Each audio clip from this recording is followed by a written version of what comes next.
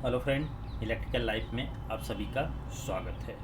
Friends, इस video में हम डिस्कस करेंगे यूपीपीसीएल जेई के लिए इम्पोर्टेंट प्रैक्टिस सेट। और इस प्रैक्टिस सेट में आपको लगभग 25 से 30 क्वेश्चन मिलेंगे और हर एक क्वेश्चन के सॉल्यूशन को हम ध्यान से देखेंगे। ठीक है, तो प्लीज़ वीडियो में बने रहिए और आप पूरे वीडियो को देखिए। आपको बहुत ही अच्छे अच्छे क्वेश्चंस मिलेंगे और वो कॉन्सेप्ट अच्छे मिलेंगे जिससे आप अपने आप को थोड़ा सा इम्प्रूव कर सकते हो। ठीक है, चलिए। तो अगर हम बात करें पहले क्वेश्चन की, तो पहला क्वेश्चन है कि एक परिपथ में 2 हेनरी का प्रेरकत्व है। यदि परिपथ की धारा 10 एम्पियर पर सेकेंड की दर से बदलती है तो स्वप्रेरित विद्युत वाहक बल कितना होगा, यानी कि सेल्फ इंड्यूस्ड ईएमएफ कितना होगा। ठीक है, अब देखिए जो सर्किट है उस सर्किट में क्या दिया हुआ है, तो उन सर्किट में आपको दिया है 2 हेनरी का एक प्रेरकत्व, मतलब इंडक्टेंस। यानी इंडक्टेंस आपको कितना दिया है, 2 हेनरी दिया हुआ है। उसके बाद जो उसमें करंट मतलब हो रही है वो कितना हो रही है, 10 एम्पियर प्रति सेकंड की दर से बदल रही है। यानी कि 10 एम्पियर पर सेकंड की दर से बदल रही है। इसका मतलब है कि di/dt आपको कितना दिया है, 10 एम्पियर पर सेकंड दिया हुआ है।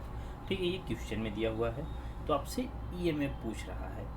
अब ईएमएफ क्या होगा, अब इन तीनों के बीच में कोई रिलेशन है अगर आपको याद है तो फिर बहुत आसानी से आप बता सकते हो कि क्या आंसर होगा। ठीक है, तो अगर आप याद करने की कोशिश करो तो इंड्यूस्ड ईएमएफ और करंट, मतलब कि change in current and inductance के बीच में जो रिलेशन होता है वो होता है आपका इंड्यूस्ड ईएमएफ बराबर L/di/dt। अगर आप याद कर पा रहे हो तो यही फॉर्मूला होता है। तो अगर यही फॉर्मूला है तो इस फॉर्मूले में आप रखोगे कि यल जो है आपका वो 2 है, इंटू di/dt कितना है, 10 है। तो टोटल कितना मिल जाएगा, 20 वोल्ट बन जाएगा आपका। तो ऑप्शन नंबर सी में आपको ये दिया हुआ है 20 वोल्ट।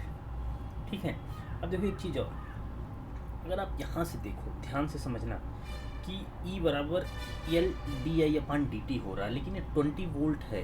कितना है, 20 वोल्ट। कभी कभी आपसे ना यहाँ से इंड्यूस्ड ईएमएफ का जो यूनिट है ना वो पूछता है, तो इसके अकॉर्डिंग आपको बताना पड़ता है। तो कितना होगा, यल क्या है, यल आपका हेनरी में है तो हेनरी एम्पियर पर सेकेंड आप बोल सकते हो, ये यूनिट बन जाएगी इसकी।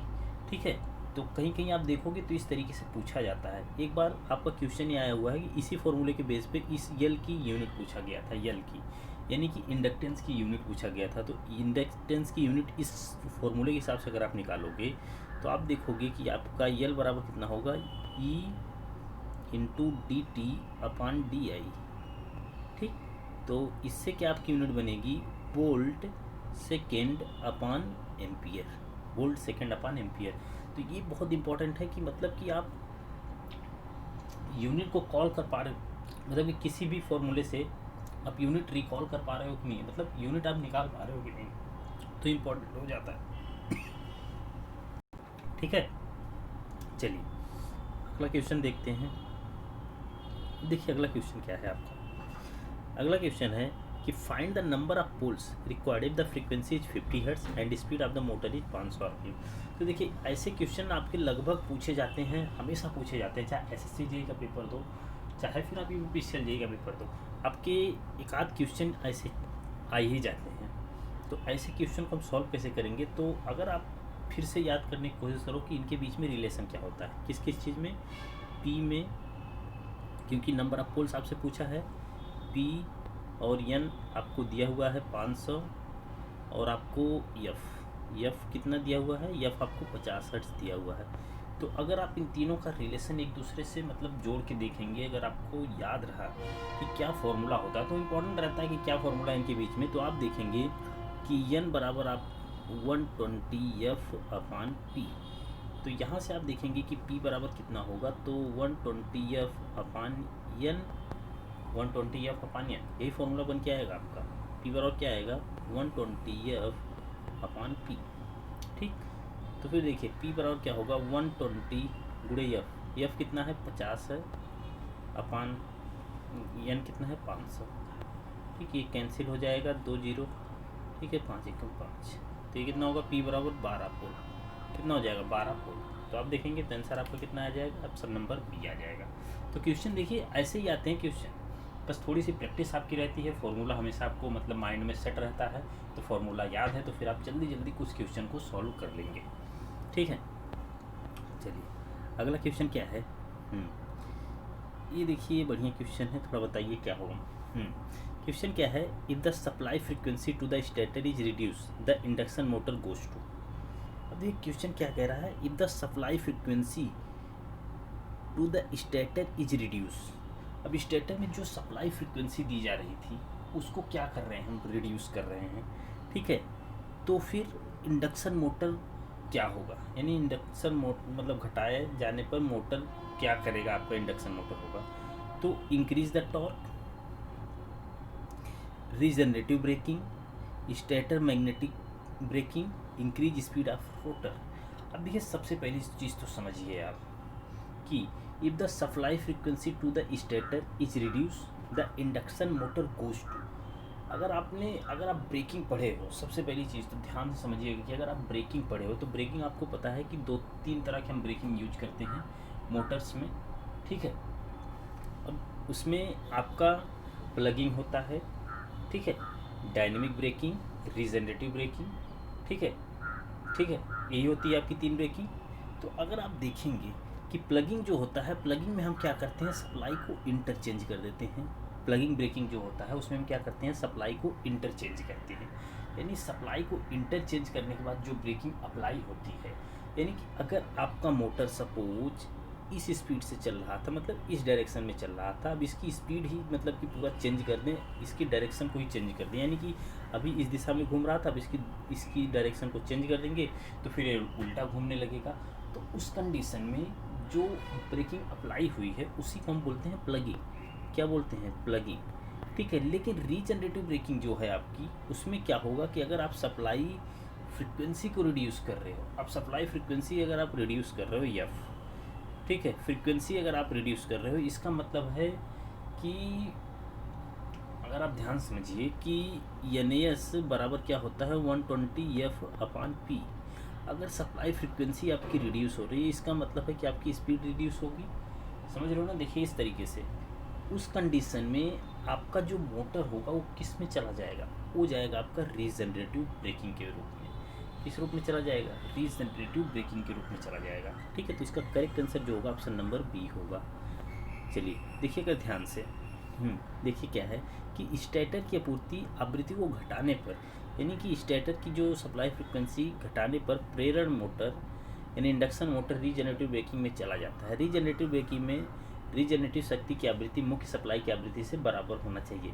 इसके लिए क्षेत्र कुंडली यानी कि फील्ड वाइंडिंग की मेन सप्लाई से उत्तेजित करना पड़ता है तथा पुनर्जनन धारा प्रयुक्त वोल्ट तथा फ्लक्स के विपरीत फेज में होनी चाहिए, जिससे शक्ति को सप्लाई में वापस भेजा जा सके।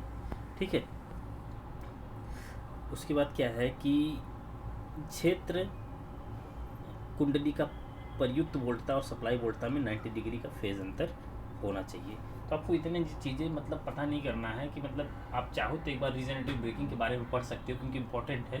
तो आप ब्रेकिंग को थोड़ा ध्यान से पढ़ लीजिएगा, क्योंकि ब्रेकिंग में देखिए ना आपका प्लगिंग पूछा जाता है कभी कभी कि सबसे ज़्यादा टॉर्क किस में मिलता है, तो प्लगिंग में मिलता है। ठीक है, और ये भी पूछा जाता है कि जिसमें हम एनर्जी को वेस्ट कर देते हैं, लेकिन जैसे इन सब में हमारी कुछ एनर्जी वेस्ट हो जाती है प्लगिंग वगैरह में, यानी कि ऐसी कौन सी ब्रेकिंग है जिसमें हमारी एनर्जी वेस्ट नहीं होती, हम उसको यूज कर लेते हैं, यानी कि जो लॉसेस हुए हैं उसको हम यूजफुल मतलब कि यूज कर लेते हैं किसी न किसी तरीके से। तो वो वाली ब्रेकिंग आपकी जो है वो रीजनरेटिव ब्रेकिंग के अंतर्गत आती है। ठीक है, रीजनरेटिव ब्रेकिंग के अंतर्गत आती है। ठीक है, चलिए अगला क्वेश्चन क्या है, देखिए ध्यान से। अगला क्वेश्चन आपका है, अगर ध्यान से आप पढ़िएगा तो देखिए क्या है कि ये universal motor can be operate on 220 volt DC as well as 220 volt single phase AC, which of the following will be same in the two case. अब देखिए क्या कह रहा है कि एक यूनिवर्सल मोटर है सबसे पहले तो। अब देखिए यूनिवर्सल मोटर की अगर हम बात करें तो एक ऐसा मोटर जो कि एसी पर भी काम करता है और मतलब एसी एंड डीसी दोनों पर काम करता है। एसी और डीसी मतलब एसी पे भी काम करता है, डीसी पर भी काम करता है। ठीक है, चाहे एसी सप्लाई तो तब भी वर्क करेगा, चाहे डीसी तो तब भी काम करेगा ये। तो अगर ध्यान से अगर आप समझिए कि एक मतलब यूनिवर्सल मोटर है 220 वोल्ट डीसी आप दे रहे हो, तो फिर और जो 220 वोल्ट हम सिंगल फेज एसी भी दे रहे हैं, तो दोनों मामले में निम्न में कौन सा भाग बराबर होगा? तो क्या दोनों में बराबर होना चाहिए? देखिए, क्योंकि अगर दोनों पे हम यूज कर रहे हैं, अब 220 वोल्ट है, तो उस कंडीशन में इसकी स्पीड बराबर होगी और जो आउटपुट मिलेगा वो क्या मिलेगा? बराबर मिलेगा। तो ऑप्शन ए और बी दोनों करेक्ट होगा, यानी कि ऑप्शन नंबर सी आपका सही हो जाएगा। Operating speed and power output, operating speed and power output दोनों क्या होगा? ये बराबर होगा। एक यूनिवर्सल मोटर के लिए अगर सेम सप्लाई है, सप्लाई की वैल्यू सेम रखी गई है, यानी 220 वोल्ट डीसी है, 220 वोल्ट एसी है, क्योंकि यह मोटर दोनों पे काम करता है, इसलिए ये दोनों आपका सेम रहेगा। ठीक है, चलिए अगला क्वेश्चन है। अब देखिए, ये क्वेश्चन कई बार पूछा गया है, ठीक है, इससे आप भाग नहीं सकते, क्योंकि ये क्वेश्चन कई बार पूछा गया है कि megger is an instrument by which can measure. Megger एक माप यंत्र है जिससे हम माप सकते हैं। अब मेगर क्या है? सबसे पहले मेगर अब मेगर क्या करता है? मेगर मतलब एक तरह का आप समझ सकते हो कि इंस्ट्रूमेंट है, और ये इंडिकेटिंग टाइप इंस्ट्रूमेंट में आता है। किस में आता है? इंडिकेटिंग में। ठीक है, इंडिकेटिंग टाइप इंस्ट्रूमेंट में आता है। और इंडिकेटिंग टाइप इंस्ट्रूमेंट में अगर आ रहा है, तो इससे हम मेज़र क्या करते हैं? तो इससे हम मेज़र करते हैं हाई रेजिस्टेंस। क्या मेज़र करते हैं? हाई रेजिस्टेंस मेज़र करते हैं। बहुत इंपॉर्टेंट है। या फिर कभी कभी आपसे केबल का इंसुलेशन रेजिस्टेंस मेजर करने के लिए, केबल का इंसुलेशन, ठीक है, ये तो बहुत फेमस क्वेश्चन है और बहुत बार आया हुआ है, हर जगह पूछा गया है, तो मुझे नहीं लगता इसमें आपको कोई दिक्कत होगी। ठीक है, और जो लो वैल्यू का रेजिस्टेंस है, इससे मतलब कि किससे मेज़र करते हैं? Kelvin double bridge, kelvin double bridge याद रखिएगा, क्योंकि ये सब पूछा जाता है, केल्विन डबल ब्रिज से। और मीडियम रेजिस्टेंस, ठीक है, मीडियम रेजिस्टेंस हम किससे मेज़र करते हैं? केल्विन ब्रिज से। ठीक है, केल्विन ब्रिज। ठीक है, केल्विन डबल ब्रिज आएगा तो लो रेजिस्टेंस होगा, केल्विन ब्रिज होगा तो मीडियम होगा, और केल्विन डबल होगा तो फिर क्या होगा? लो होगा। तो याद रखिएगा क्वेश्चन को। चलिए अगला क्वेश्चन।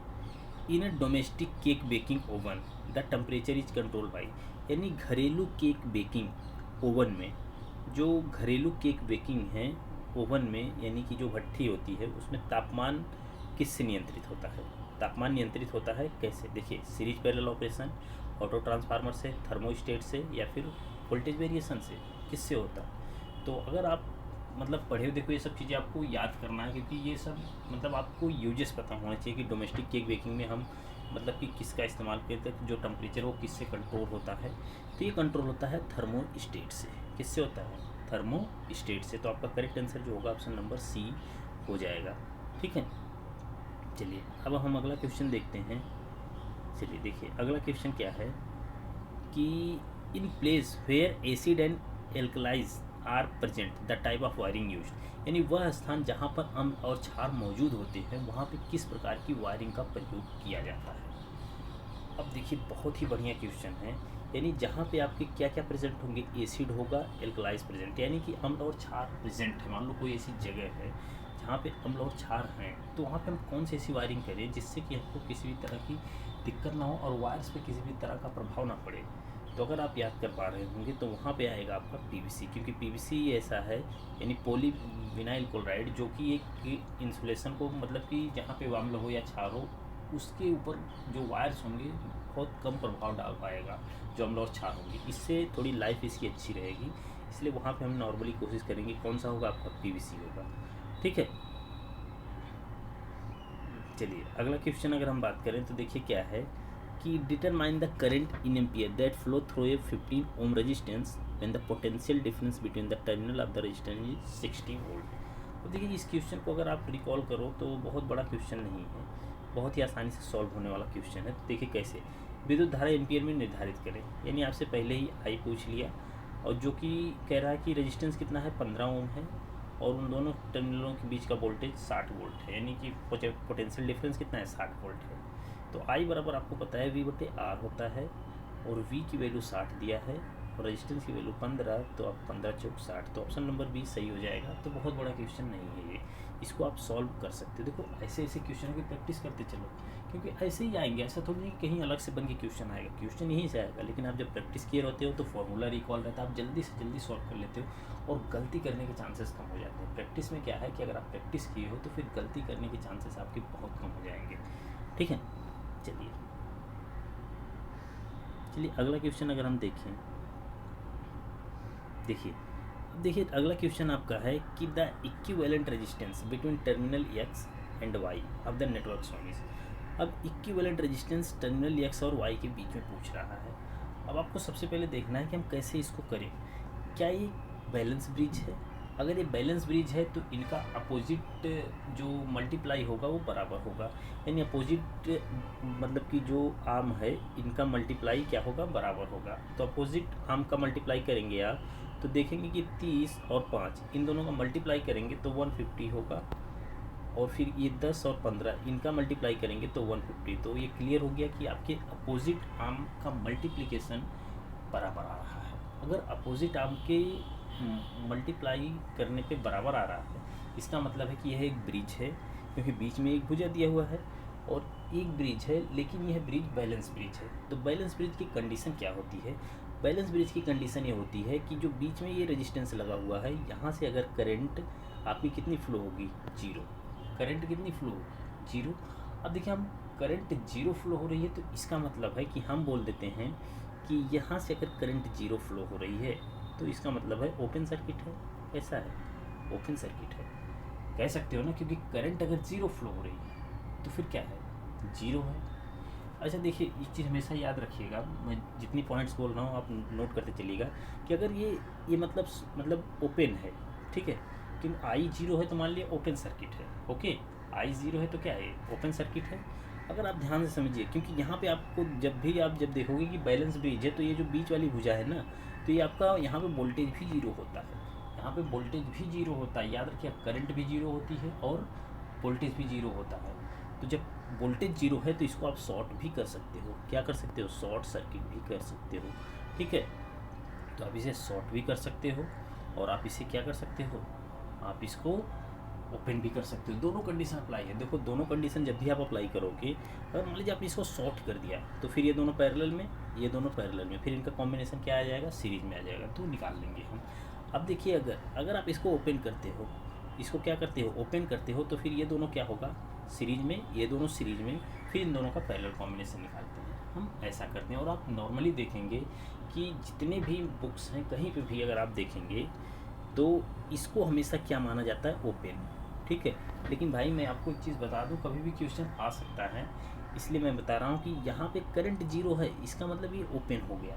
ठीक है, लेकिन यहाँ पे वोल्टेज भी 0 होता है, इसलिए इसको हम शॉर्ट भी कर सकते हैं। इसको क्या कर सकते हैं, शॉर्ट। अब देखिए अगर इसको शॉर्ट करेंगे तो 5 और 10 कितना होगा, ये पैरेलल में, तब इस कंडीशन में ये दोनों किस में होंगे, पैरेलल में होंगे।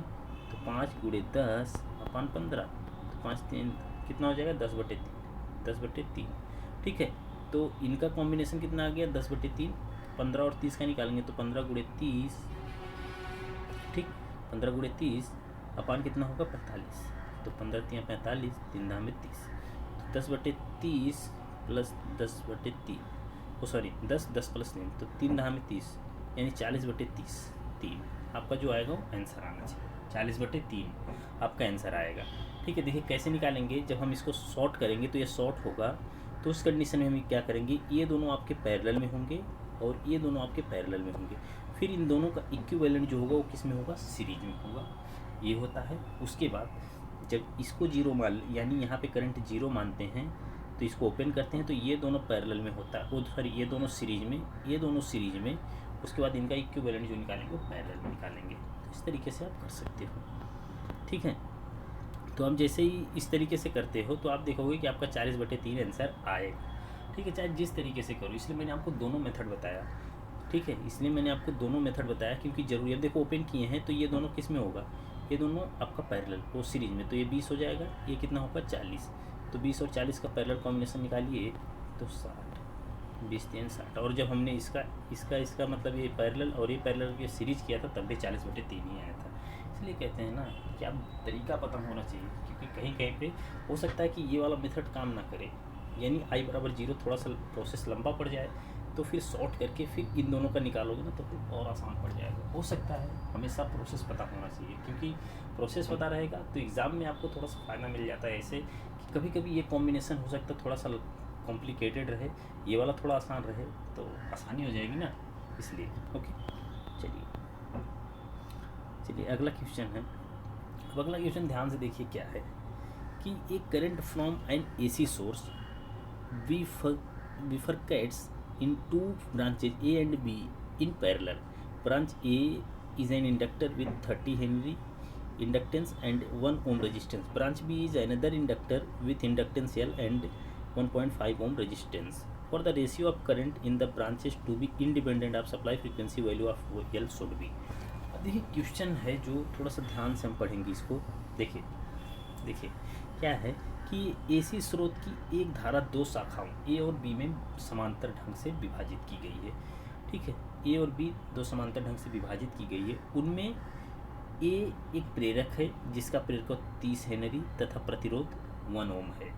दूसरी बी भी मतलब एक प्रेरक है जिसका प्रेरकत्व तो क्या है, एक यल है तथा प्रतिरोध 1.5 ओम है। तदनुसार उन शाखाओं में धारा का अनुपात प्रदाय आवृत्ति से स्वतंत्र हो सके, यानी जो धारा का रेशियो है उसमें सप्लाई फ्रीक्वेंसी से फ्री हो सके, तो इसके लिए यल का मान हमें क्या रखना चाहिए। ठीक है, तो चलिए अगर आप देखिए तो ऑप्शन आपके कुछ इस तरह दिया हुआ है। तो आप अगर फिगर बनाएंगे, ठीक है, फिगर तो कुछ इस तरीके का फिगर आप ड्रॉ करेंगे। ठीक, कुछ इस तरीके का फिगर आप ड्रॉ करेंगे।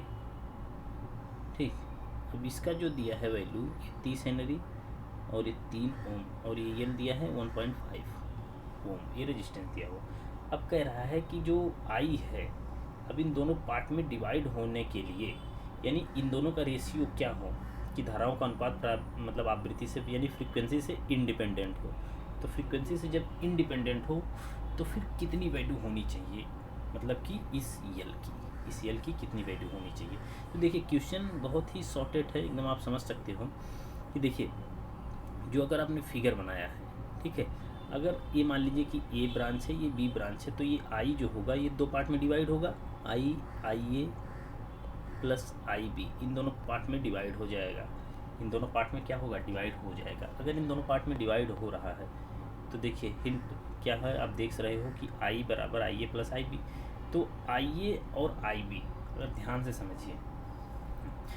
समझिएगा, देखिए अगर आप समझिए ध्यान से तो आप देखेंगे, देखिए ये मैं फिगर इसके हिसाब से चल रहा हूँ। ठीक है, इसके हिसाब से 30 हेनरी आपको दिया हुआ है तथा प्रतिरोध 1 ओम दिया हुआ है।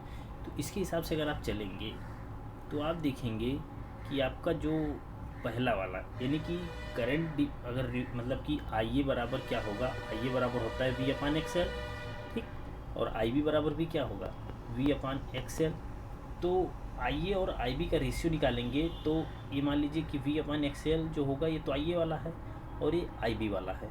ठीक है, इनका रेशियो करेंगे तो वी से वी कैंसिल होगा और ये एक्स से यल वन और ये बी और ये। तो यहाँ से आप देखेंगे कि आई ए अपान आई बी का रेशियो जो होगा ये ऊपर चला जाएगा। कहाँ जाएगा, ऊपर चला जाएगा। ठीक है, तो आप देखेंगे कि आई ए अपान आई बी बराबर क्या होगा, X L B upon X L A. ठीक है, अब एक्स एल मतलब आप इसको जेड मान सकते हो, क्योंकि यहाँ पे दोनों चीज़ें, सिर्फ एक्सएल ही नहीं मान सकते, जेड मानेंगे हम, क्योंकि इम्पिडेंस है।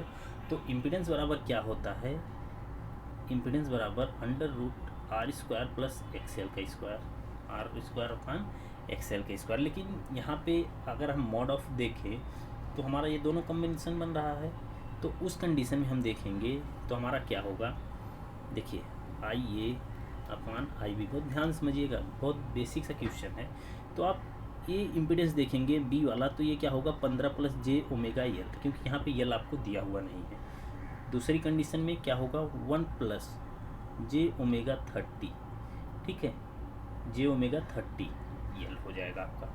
ठीक है, यही तो होगा, ये मतलब कि जेड बी होगा और ये क्या होगा, ये जेड ए होगा। और कैसे आया आप समझ गए होंगे। ठीक है, अब देखिए हम क्या करेंगे, अब हम क्या करेंगे कि हमको ये नीचे से ये कॉम्बिनेशन हटाना है तो हम परमेयीकरण कर देंगे। तो परमेयीकरण अगर हम देखेंगे करेंगे तो ऊपर क्या करेंगे, बीच वाला चिन्ह चेंज करेंगे, चिन्ह चेंज करके ये माइनस किए तो ऊपर नीचे हम मल्टीप्लाई कर लेंगे। तो ऊपर नीचे अगर आप मल्टीप्लाई कर रहे हो 15 प्लस जे ओमेगा एल 1 माइनस जे ओमेगा एल 30 हेनरी, ये माइक्रो नहीं है, ठीक है, Henry upon 1 minus omega 30 Henry, यही होगा। अब आपको क्या करना है कि सप्लाई फ्रिक्वेंसी से अलग हो, मतलब जीरो हो, मतलब सप्लाई फ्रिक्वेंसी से क्या हो, स्वतंत्र हो।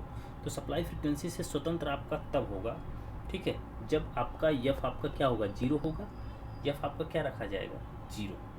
तो जीरो रखेंगे आप, तो देखिए सबसे पहले यहाँ पे अगर आप जीरो रख देंगे इस ओमेगा का, यानी ओमेगा बराबर क्या होता है 2 पाई एफ, ठीक है। तो ये आपका क्या होगा, ये तो जीरो हो जाएगा, तो 1 माइनस जीरो, इसको छोड़ दीजिए, ऊपर वाले को मल्टीप्लाई कीजिए पहले, 15 एक कम 15, ठीक, 15 माइनस 15 तिया 45, तो 15 तिया 45 होगा ये, तो 15 तिया 45 450 जे ओमेगा एल, ठीक है। फिर उसके बाद फिर इसका मल्टीप्लाई कीजिए, तो इसका मल्टीप्लाई करेंगे तो इस जे ओमेगा एल का, तो इस एक में करेंगे तो कितना होगा, प्लस जे ओमेगा एल प्लस और माइनस, तो प्लस माइनस क्या होगा, माइनस होता है, लेकिन जे का इस गुणा जे में करेंगे तो क्या हो जाएगा, ओमेगा स्क्वायर होगा, क्या होगा, ओमेगा स्क्वायर, और डब्लू का स्क्वायर करेंगे, ठीक है, तो ये क्या हो जाएगा, ये प्लस हो जाएगा, प्लस ओमेगा स्क्वायर 30 हेनरी, ठीक है। तो अब देखिए यहाँ से अब आप समझिए, मतलब कि ओमेगा की वैल्यू कितना हो गई, ओमेगा की वैल्यू जीरो हो गई, इस ओमेगा की वैल्यू क्या हो गई, जीरो। अब लेकिन ओमेगा स्क्वायर है, तो ओमेगा स्क्वायर, ओमेगा क्यूब, आप इन सब चीज़ों को देखेंगे तो आपको थोड़ा सा रिकॉल कर पा रहे होंगे आप कि ओमेगा एल, ठीक है, ओमेगा एल, आप ध्यान से समझिए, तो ओमेगा एल माइनस ओमेगा 45, ठीक है, अगर ध्यान से अगर आप रिकॉल कर पा रहे हो, ठीक है, तो अगर आप ध्यान से इन सब कॉम्बिनेशन को बनाएंगे ना, तो आप देखेंगे कि आपका एक 15 प्लस, ठीक है, ये तो आपका 15 है ही, एक आपका 15 प्लस ओमेगा स्क्वायर एल जो है, वहाँ आपको एल इंटू 30 मिला है, ठीक है। देखिए ओमेगा एल, अच्छा एक बार फिर से मल्टीप्लाई करेंगे आप, तो 15 एक कम 15 होगा, ठीक, माइनस 15 तिया 45, ठीक है, ये 450 आपका होगा, क्योंकि ये 30 है, ये 30 ही तो होगा ना, क्योंकि जो पहला वाला, हाँ ये 30 ही होगा, ठीक है। तो आप अगर रिकॉल कर पा रहा है, देखो थोड़ा सा हम क्वेश्चन को देख लेते हैं, क्योंकि इसमें थोड़ा सा ना कन्फ्यूज़न है क्वेश्चन में। हाँ 30 हेनरी ही दिया हुआ है, ठीक है। अच्छा ये जो दूसरा प्रतिरोध है 1.5 दिया हुआ है, ठीक है। ये देखिए 15 हम करते जा रहे हैं, इसलिए थोड़ी सी मिस्टेक हो रही थी, ठीक है। जो रेजिस्टेंस दूसरा वाला है वो आपका कितना है, वो आपका ऐसा है कि ये 1.5 है, तो 1.5 पहले तो 1.5 होगा प्लस, ठीक है, प्लस क्या होगा, ये मल्टीप्लाई करेंगे तो 45 जे ओमेगा एल होगा, 45 जे ओमेगा एल, ठीक है, ये माइनस होगा। तो अब देखिए आपको कुछ नहीं करना है, सिर्फ इसको आपको बराबर रखना है, तो बस आपको कुछ नहीं करना है। तो यहाँ से आप देखेंगे कि ओमेगा एल माइनस ओमेगा 45 आएगा आपका, ठीक है। देखिए फिर मल्टीप्लाई करेंगे, आप एक बार करके देख लीजिए, क्योंकि ये जो जे ओमेगा एल, देखिए हमें दो ही करना है, एक तो इसका मल्टीप्लाई किए इसमें, तो हमारा कितना आ गया 45 जे ओमेगा एल, और फिर इसका मल्टीप्लाई किए, ये माइनस है ये प्लस जे ओमेगा एल, ठीक है। तो आप ये माइनस में है, ये प्लस है, तो एक बार इधर जाएगा, तो जे ओमेगा एल बराबर 45 जे ओमेगा, ठीक है, यही होगा। तो जे ओमेगा से ये जे ओमेगा कैंसिल होगा, एल बराबर कितना हो जाएगा 45, और यही आप देख रहे हैं कि ये फ्रीक्वेंसी से फ्री है। थोड़ा सा क्या है ना कि ये समझने वाली बात है, क्योंकि थोड़ा सा बेसिक क्वेश्चन है, यहाँ पे आप गलती मत करिएगा, आप आराम से इसको कर सकते हैं, ठीक है। चलिए अगला क्वेश्चन क्या है, चलिए अगला क्वेश्चन आपका है कि the parts of armature electric circuit which takes active part in EMF generation are, यानी ईएमएफ जनरेशन में आर्मेचर विद्युत परिपथ के कौन से हिस्से सक्रिय भाग लेते हैं, यानी कि ईएमएफ को आर्मेचर का कौन सा पार्ट, यानी आर्मेचर पे तो आप देखेंगे कि आपकी कॉइल्स रहती है ना, इस तरीके से आप कॉइल्स करते हो, लेकिन आपका एक्टिव पार्ट कौन सा होता है, एक्टिव पार्ट। अब एक्टिव पार्ट हम उसको बोलते हैं, देखिए एक्टिव पार्ट हम उसको बोलते हैं जहाँ पे हमारा क्या होता है, इंड्यूस्ड ईएमएफ होता है। एक्टिव पार्ट वही होता है जहाँ पे हमारा इंड्यूस्ड ईएमएफ होता है। तो इंड्यूस्ड ईएमएफ हमारा आर्मेचर में क्या होता है, वो होता है coil side of inside slot, यानी कॉइल साइड्स इनसाइड स्लॉट, यानी इन स्लॉट के अंदर जो कॉइल साइड्स हैं वहाँ पे हमारा ईएमएफ जनरेट होता है, ईएमएफ इंड्यूस्ड होता है, और उसी को हम बोलते हैं एक्टिव लेंथ ऑफ कंडक्टर, यानी कंडक्टर वही होता है। कंडक्टर मीन्स जहाँ पे इंड्यूस्ड ईएमएफ हो रहा हो, ठीक है। तो ये आपका ऑप्शन नंबर ये करेक्ट हो जाएगा, ठीक है।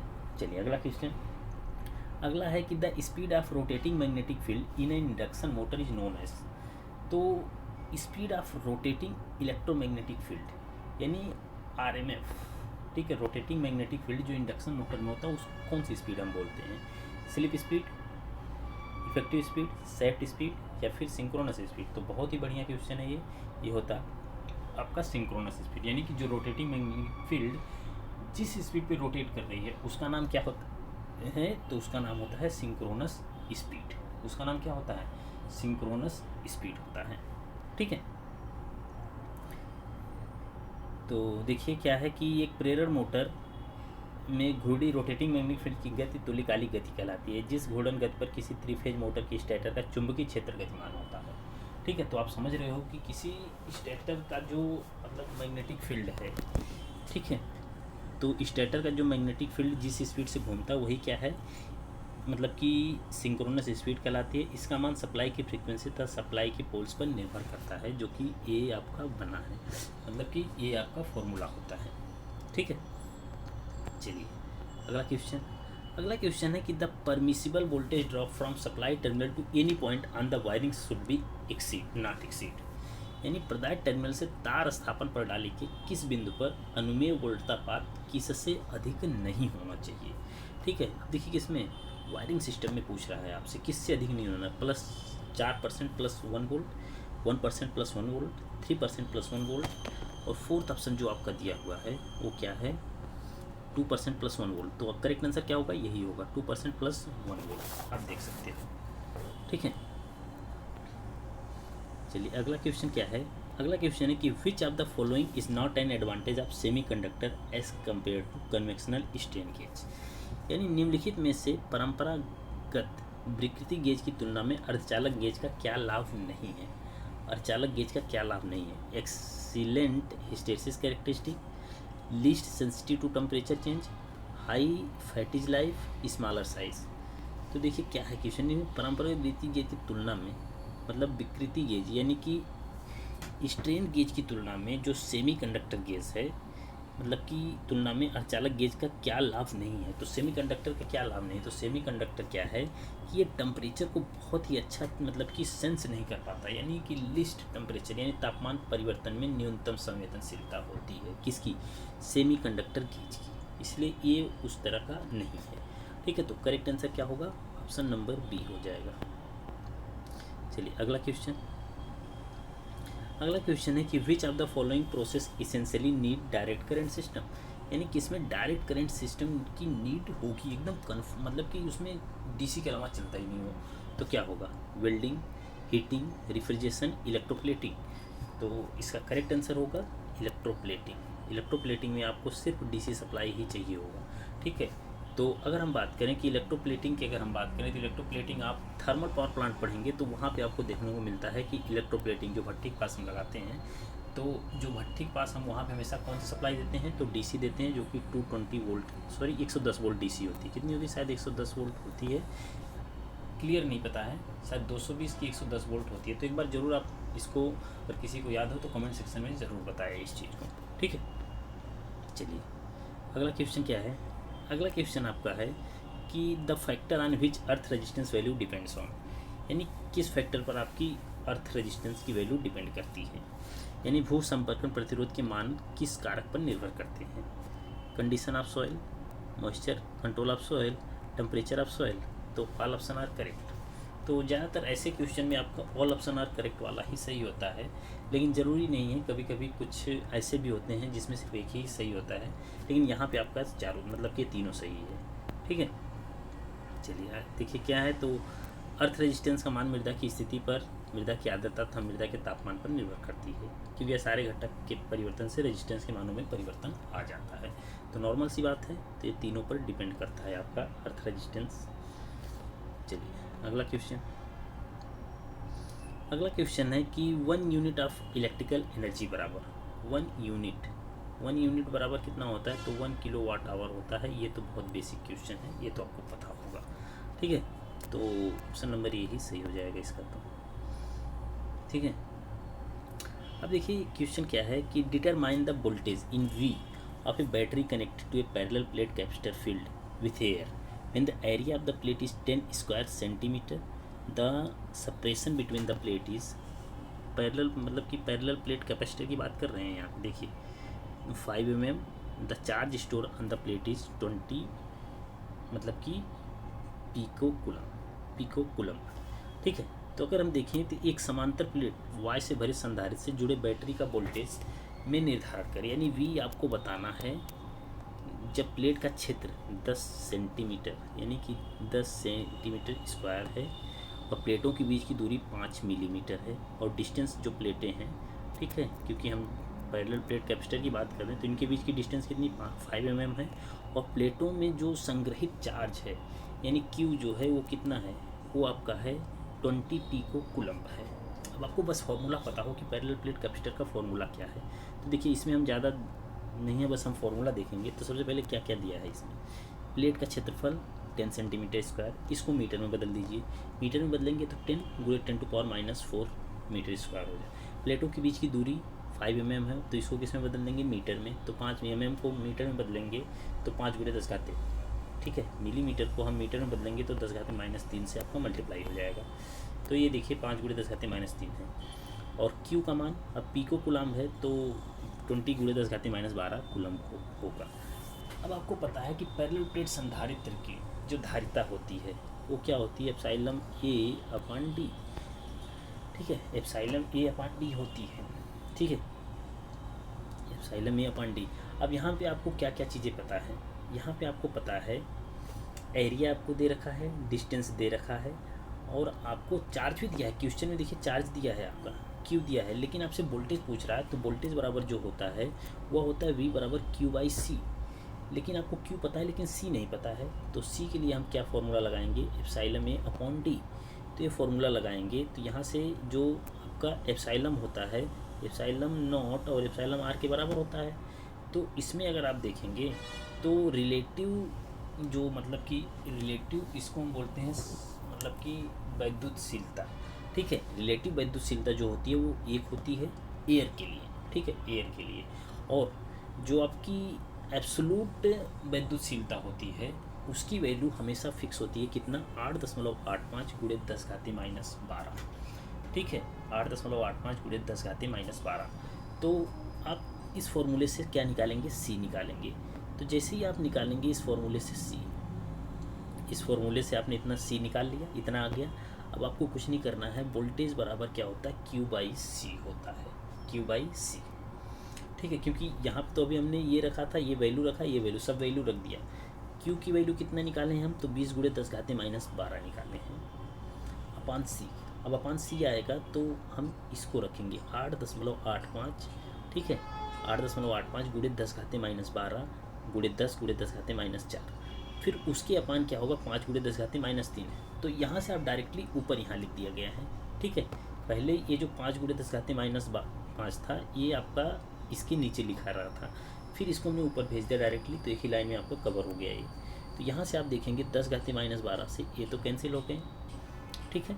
अब देखिए 10 से 10⁻4 ये कितना बचेगा, 10⁻3 ही रहेगा। तो 10⁻3 10⁻3 कैंसिल आउट। अब आपके पास बचा क्या, 5 दूनी 10 यानी 100 अपान 8.85 यही बचा। तो 100/8.85। तो अब आपको करना है मल्टीप्लाई, क्या करना है, मल्टीप्लाई करना है, ठीक है। तो क्वेश्चन एक बार देखिएगा आप कि अच्छा हाँ ध्यान से देखिए, 10⁻12 से 10⁻12 कैंसिल हो गया, 10⁻12 माइनस ये 10 घाते माइनस, तो ये 10 घाते -3 हो जाएगा, ये कैंसिल हो जाएगा। तो ये कितना होगा, ये आपका कैंसिल हो गया। अब आपके पास बचेगा 5 दूनी 10, तो 100/8.85 ही रहेगा। ठीक है, तो अगर आप देखें ध्यान से तो ये तो कैंसिल हो जाएगा, तो 100 गुणे, अच्छा हाँ ठीक है। तो आप जैसे ही डिवाइड करेंगे 100/8.85, ठीक, तो आपका निकल के आएगा कितना, 11.3 वोल्ट। तो आपका आंसर कितना आ जाएगा, 11.3 वोल्ट आ जाएगा, 11.3 वोल्ट आ जाएगा। ठीक है, चलिए अगला क्वेश्चन क्या है। अगला क्वेश्चन है कि determine the capacitive reactance in ohm of a circuit if the supply frequency is 50 hertz and the capacitance of the circuit is 60 microfarad. अब देखो ये तो क्वेश्चन बेसिक का, क्योंकि एसएससी जेईई में ऐसे क्वेश्चन बहुत पूछे जाते हैं एसएससी जेईई में, इसीलिए मैं कहता हूँ कि हमेशा आप एक्सएल बराबर कितना पता है, 2πfl, ठीक, एक्सी बराबर कितना होता है, 1/2πfc। तो इनकी वैल्यू आप हमेशा ना निकाल के जाओ कि 2πf क्या होगा, 1/2πf की वैल्यू कितनी होगी, ये सब ना करके जाया करो आप एग्ज़ाम में। ठीक है, तो अब देखिए इसमें कुछ करना नहीं है। क्वेश्चन क्या है कि आपको धारितीय प्रतिक्रिया यानी एक्सी की वैल्यू बताना है, और क्या दिया है, आवृत्ति आपको 50 दिया है और धारिता आपको 60 माइक्रोफैरड दिया हुआ है। तो आपको बस फॉर्मूला अप्लाई करना है, एक्सी बराबर 1/2πfc। तो 1/2 की वैल्यू 3.14 रखिए, गुणे एफ की वैल्यू 50 दिया है, और ये जो फैरड आपको दिया है ये कितना दिया, 60 माइक्रोफैरड। तो देखिए बस आपको कुछ करना नहीं है, इतनी चीज़ें आपको दी हुई हैं। ठीक है, ये तो आपको दिया हुआ है। तो एक्सी बराबर 1/2 गुणे 3.14 पाई की वैल्यू, और एफ की वैल्यू 50 दिया है, सी की वैल्यू 60 गुणे 10⁻⁻⁶, क्योंकि फैरड में दिया हुआ है, माइक्रोफैरड में। ठीक है, तो 60 गुणे 10⁻⁻⁶, तो हम मल्टीप्लाई करेंगे, 10⁻⁶ ऊपर जाएगा तो प्लस में हो जाएगा। ठीक है, तो आप देखेंगे कि एक्सी आप यहाँ से निकालेंगे तो आपका 53.1 आएगा। ठीक है, क्योंकि कैलकुलेटर अब अलाउ हो गया है, तो आप कैलकुलेटर से कैलकुलेट कर सकते हो। थोड़ा सा ऐसे क्वेश्चन को कैलकुलेटर से कैलकुलेट करेंगे तो थोड़ा जल्दी होगा, क्योंकि अपने से कैलकुलेट करने में थोड़ा सा आपको फिर आपका बहुत अच्छा होना चाहिए, फिर आपका कैलकुलेशन बहुत अच्छा होना चाहिए। ठीक है, चलिए तो अब हम बात करेंगे अगले क्वेश्चन की। चलिए अगला क्वेश्चन क्या है हमारा, अगला क्वेश्चन है कि the simplest form of motor controller is. तो मोटर नियंत्रक का सरलतम प्रकार है, मोटर कंट्रोलर का सरलतम प्रकार क्या है, रिले है, toggle switch, drum switch, magnetic switch. तो बढ़िया क्वेश्चन है। तो मोटर नियंत्रक का जो सरलतम प्रकार है वो क्या होता है आपका, वो आपका होता है टॉगल स्विच। क्या होता है, टॉगल स्विच। तो ऐसे क्वेश्चनों को आप याद रखिएगा। ठीक है, the simplest form of motor controller, तो सिंपलेस्ट फॉर्म होता है मोटर कंट्रोलर क्या, टॉगल स्विच। ठीक है, तो इसको याद रखिएगा। चलिए अगला क्वेश्चन क्या है, अगला क्वेश्चन है कि the setting depth of pole is. खंभों को सेट करने की गहराई कितनी होती है। अगर मान लीजिए किसी खंभों को आप डेरी पोल मेथड से या डेडमैन मेथड से मतलब कि ज़मीन में लगा रहे हो, खंभे को खड़ा कर रहे हो, तो खंभों को सेट करने की गहराई कितनी होनी चाहिए, कितना गहरा होना चाहिए। यानी खंभा अगर आपका इतना अंदर है तो इसका मतलब वो बहुत जल्दी सेट हो जाएगा, खड़ा हो जाएगा।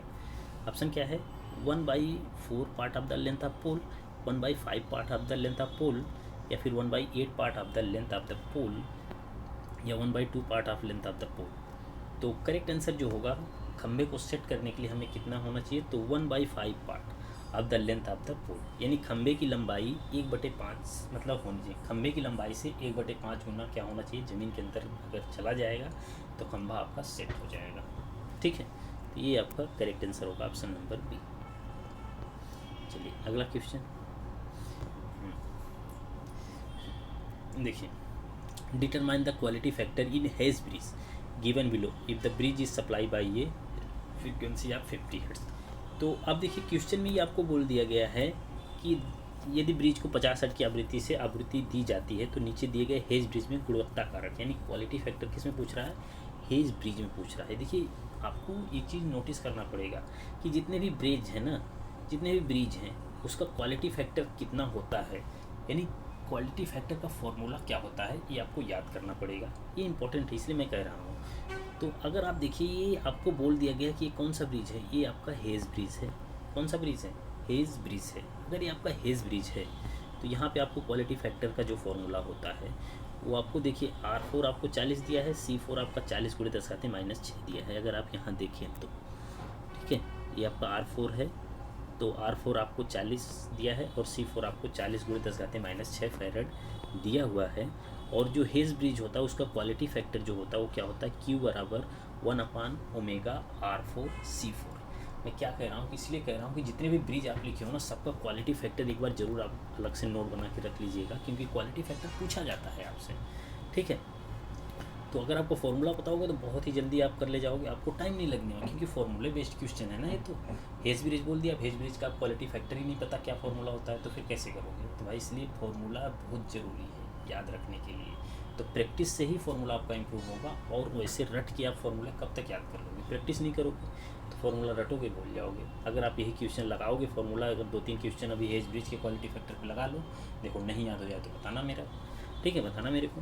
चलिए, तो यहाँ से आप देखें तो Q ओमेगा मतलब 2πf, R4 का मान 40 दिया है और C4 40 × 10⁻⁶ 1/2πf यानी 2 × 3.14 × 50 × 40 × 40 × 10⁻⁶। तो आप लगाएंगे, ठीक है, इसमें ज़्यादा वरी करने की बात नहीं है। जब कैलकुलेटर अलाउ रहेगा तो आप क्वालिटी फैक्टर निकालेंगे तो लगभग 1.99, और आपका जो आंसर होगा वो 2 होगा। कितना होगा, 2। ऑप्शन नंबर ए करेक्ट होगा। जब आप लगाएंगे तो बहुत आसानी से निकल जाएगा, कोई दिक्कत नहीं है। चलिए अगला क्वेश्चन है। अगला क्वेश्चन है कि the efficiency for maximum power transfer to the load is. तो maximum power transfer to the load is, तो एफिशिएंसी उस कंडीशन में कितनी होती है, तो 50% होती है। ये तो क्लियर है कि जब भी हम मैक्सिमम पावर ट्रांसफ़र करते हैं तो उस टाइम एफिशिएंसी कितनी होती है, 50% होती है। और इसमें जो आपका सोर्स रेजिस्टेंस है RL/RTH के बराबर होता है, यानी लोड रेजिस्टेंस सोर्स रेजिस्टेंस के बराबर हो जाता है मैक्सिमम पावर ट्रांसफ़र की केस में, ठीक है। और उस कंडीशन में जो हम P निकालते हैं वो होता है हमारा V²/4RTH, V²/4RTH, ठीक है। ये फार्मूले, ये सब फार्मूले हैं, देखो ये याद रखने वाले हैं ताकि आपको एग्ज़ाम में दिक्कत ना हो। ये सारे फार्मूले आप हमेशा याद रखा करिए, ठीक है। चलिए अगला क्वेश्चन क्या है। अगला क्वेश्चन है कि highly skilled labour is required, यानी हाई स्किल्ड यानी कि कौन सी ऐसी वायरिंग है जिसमें हाई स्किल्ड लेबर की ज़रूरत पड़ेगी। TRS, conduit, casing capping wiring, both conduit and casing capping wiring. तो किस में आपको ज़्यादा हाई स्किल्ड लेबर की ज़रूरत पड़ती है, तो ये सही होगा आपका बोथ, यानी conduit and casing capping wiring, ठीक है, conduit and casing capping wiring. चलिए अगला क्वेश्चन है।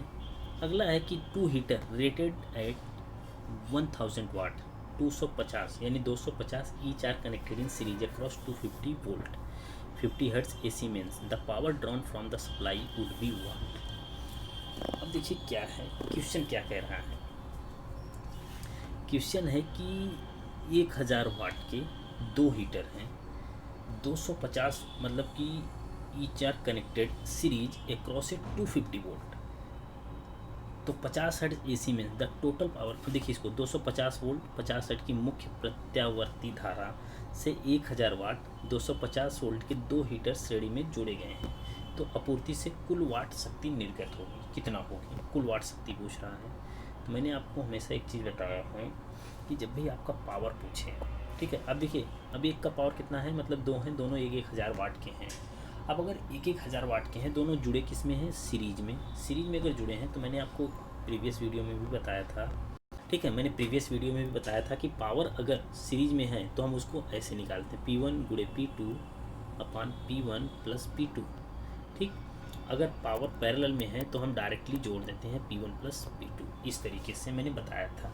तो अगर 1000 वाट का है तो हम जो टोटल पावर निकालेंगे तो 1000 × 1000 कितना हो जाएगा, 2000। तो 1000 से कटेगा 2 होगा, फिर 2 से 1000 कटेगा तो 500 वाट आएगा। कितना आएगा, 500 वाट। तो टोटल पावर जो सोर्स द्वारा ड्रॉन होगी वो कितना होगी, 500 वाट होगी, क्योंकि सीरीज में जुड़ा हुआ हो ये, ठीक है। तो इसका करेक्ट आंसर अगर आप देखेंगे तो ऑप्शन नंबर बी रहेगा। कौन सा रहेगा, ऑप्शन नंबर बी, ठीक। बाकी अब ये कैसे निकालेगा, तो अगर आप देखेंगे कि 2 हैं तो दोनों का पहले रेजिस्टेंस निकालेंगे, ठीक है, दोनों का रेजिस्टेंस 62.5 आएगा। फिर इनसे आप करंट निकालेंगे तो करंट आपकी कितनी आएगी, 2 एम्पियर। फिर इनसे हम क्या निकालेंगे, पावर निकालेंगे, तब भी आपको वही आएगा। तो आप इस तरीके से भी कर सकते हो, ठीक है, कोई दिक्कत नहीं है। कि आपको पता है कि 250 वोल्ट के 1000 वाट के 2 बल्ब सीरीज में लगे हुए हैं, तो पहले इनसे क्या निकालो, पहले इनसे रेजिस्टेंस निकाल लो। तो रेजिस्टेंस का फॉर्मूला क्या, R/V²/P, इससे ही तो निकालेंगे, ठीक है। तो इनसे आप रेजिस्टेंस निकाल लो, तो रेजिस्टेंस निकालने के बाद फिर आप क्या करो, उन रेजिस्टेंस से करंट को निकालो। तो करंट निकालेंगे तो 2 एम्पियर आएगी। फिर आपको वी पता ही है 250 वोल्ट है, आई निकल गया, तो बस मल्टीप्लाई कर लो, आंसर आ जाएगा। तो 2 मेथड है, दोनों सही है, जो आपको अच्छा लगे। ठीक है, चलिए अगला क्वेश्चन क्या है। अगला क्वेश्चन आपका है कि ये 6, देखिए थोड़ा बढ़िया क्वेश्चन है, देखिए हाँ, ये 6 dot mica capacitor coloured coded white red green brown red and yellow has the capacitance value of. अब देखिए सफ़ेद लाल हरा भूरा लाल और पीला रंग से कोडेड एक 6 बिंदु वाले अभ्रक संधारित्र का धारिता का मान क्या होगा। अब देखिए धारिता की वैल्यू आपको बतानी है। अब देखिए बढ़िया क्वेश्चन है, बस ध्यान से देखिएगा, आसान क्वेश्चन है कि 6 कलर कोडिंग में यदि पहला रंग सफ़ेद है तो वह माइका संधारित्र को प्रदर्शित करता है।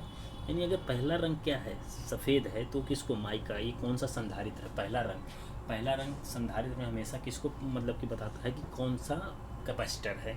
तो अगर सफ़ेद है तो फिर वो माइका संधारित्र है। दूसरा व तीसरा रंग अंक को प्रदर्शित करता है। दूसरा और तीसरा किसको प्रदर्शित करेगा, अंक को। चौथा रंग गुणक को, यानी कि चौथा जो रहेगा वो गुणक को प्रदर्शित करता है। पांचवा रंग टॉलरेंस तथा छठवां रंग ताप गुणक को प्रदर्शित करता है। तो आप समझ गए कि इसमें अगर 6 हैं, 6 कलर कोडिंग है, तो पहला रंग जो होगा वो किसके लिए हम यूज करते हैं कि कौन सा कैपेसिटर है। अगर सफ़ेद है तो फिर कौन सा होगा, माइका कैपेसिटर होगा। दूसरा और तीसरा है जो वो अंक मतलब कि आपको किसको प्रदर्शित करेगा, अंक को, कि कौन सा अंक हम इसकी जगह पे लेंगे। ठीक है, अभी देखिए अभी आएगा। चौथा रंग जो होगा वो क्या प्रदर्शित करता है, वो आपका गुणक को प्रदर्शित, यानी कि वहाँ पे हम 10 से मल्टीप्लाई करेंगे। ठीक है, उसके बाद पांचवा रंग जो होगा वो टॉलरेंस को प्रदर्शित, कि कितना टॉलरेंस रहेगा, तथा छठवां रंग जो होगा वो ताप गुणक को प्रदर्शित करता है। तो अगर ध्यान से देखिए तो सबसे पहला रंग क्या है, सफ़ेद है, तो माइका संधारित्र लाल। अब दूसरा जो है वो लाल है, तो दूसरे के लिए लाल है, तो उसके लिए जो अंक होगा वो 2 होगा। और तीसरा रंग जो हरा है तो उसके लिए 5 होगा। ठीक है, ये रंग कलर कोडिंग में आपको रंग पता होना चाहिए कि ये रंग है तो कौन सी वैल्यू होती है उसकी। ठीक है, इसलिए मैं बता रहा हूँ, क्योंकि आप कलर कोडिंग एक बार पढ़ लेना, BBY, ठीक है, ये पढ़े हो ना कि BB रॉय करके कुछ है, मैं इस टाइम मेरे को याद नहीं आ रहा है, एक बार थोड़ा वो आप पढ़ लीजिएगा। ठीक है, कलर कोडिंग वाला बहुत बढ़िया है वो, BB रॉय करके कोई है, BB रॉय इन इंग्लैंड ऐसे करके कुछ है। ठीक है, तो 2 और 5 होगा। चौथा जो है वो भूरा है, तो भूरा का जो गुणक होता है वो 10 होता है, तो यहाँ गुणा 10 कर देंगे, तो 25 गुणे 10 करेंगे तो 250 हो जाएगा। ठीक है, पाँचवा जो है वो टॉलरेंस को दिखाता है, तो जो कि लाल है, तो लाल में कितना टॉलरेंस होगा, अब इसके लिए अंक जो है 2 है, तो इसमें टॉलरेंस जो होगा वो 2% ±2% का टॉलरेंस करेंगे। और छठवां जो है वो पीला है, तो पीला का जो ताप गुणक है, आप मतलब कि गुणक करो तो C बराबर जो आपका निकल के आएगा वो कितना आएगा, 250 सॉरी 25 गुणे C बराबर कितना होगा, 25 गुणे 10 ±2% ±2 250 ±2% हो जाएगा। ठीक है, 250 ±2% होगा। चलिए अगला क्वेश्चन है। अगला क्वेश्चन है कि what is the peak to peak value of a sinusoidal voltage in volt having average value of 100 volt. ठीक है, what is the peak to peak value of a sinusoidal voltage in having average value of 100 volt. एक ज्यावक्रीय voltage का शिखर से शिखर का मान क्या होता है यदि औसत मान कितना है, 100 वोल्ट। अब देखिए इसको समझते हैं हम कि शिखर से शिखर मान क्या है। शिखर से शिखर का मतलब कि जैसे ये है, ठीक है, तो ये आपकी पीक वैल्यू होती है पॉजिटिव की, ये होती है निगेटिव की पीक वैल्यू। तो इन दोनों वैल्यू को मिला के जो वैल्यू बनती है उसको हम बोलते हैं peak to peak value, peak to peak value, peak to peak value. ठीक है, इन दोनों को मिला के, अगर इन दोनों को मिला के पीक टू पीक वैल्यू बनती है तो आप समझ सकते हो कि पीक टू पीक यानी VP, इस तरह से हम लिखते हैं पीक टू पीक, ये जो होता है ये होता है 2VP। ठीक है, 2VP यानी कि Vmax भी बोल सकते हो। तो VP और Vmax दोनों सेम चीज़ है, और अगर इनका रिलेशन देखें तो एवरेज वोल्टेज से आपका होता है, जो पीक वैल्यू है उसका रिलेशन होता है। तो अगर आप देखेंगे तो V एवरेज जो आपका होता है वो क्या होता है, 2Vm/π होता है, 2Vm/π। अब देखो मुझे यहाँ कुछ समझाने की ज़रूरत नहीं है क्योंकि आप समझ सकते हो। ठीक है, ये फॉर्मूला आपको बस याद रखना है। अब देखिए मैंने क्या बताया कि V पीक टू पीक बराबर कितना, 2VP या फिर 2Vm, एक ही बात है। तो 2Vm बराबर कितना होता है, V peak to peak value. तो यहाँ पे जो 2Vm है वो क्या होगा, आप इसको बोल सकते हो वी एवरेज बराबर वी पीक टू पीक अपान पाई। ठीक है, ये फॉर्मूला और ये भी बन जाएगा आपका।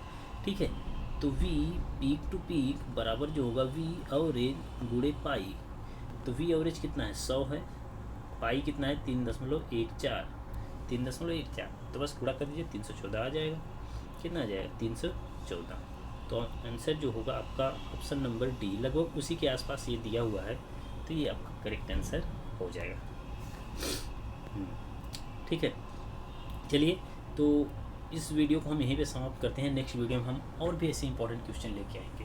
ठीक है, तब तक के लिए चैनल पर आप लोग बने रहिए और चैनल को सब्सक्राइब और शेयर जरूर कीजिए। ठीक है, और हाँ, इस टाइप के अगर पीडीएफ आपको चाहिए तो प्लीज़ यार डिस्क्रिप्शन में लिंक है, वहाँ से आप डायरेक्ट डाउनलोड कर सकते हो इस टाइप के पीडीएफ, जो कि काफ़ी हेल्पफुल रहेंगे आपके एग्ज़ाम प्रिपरेशन के लिए।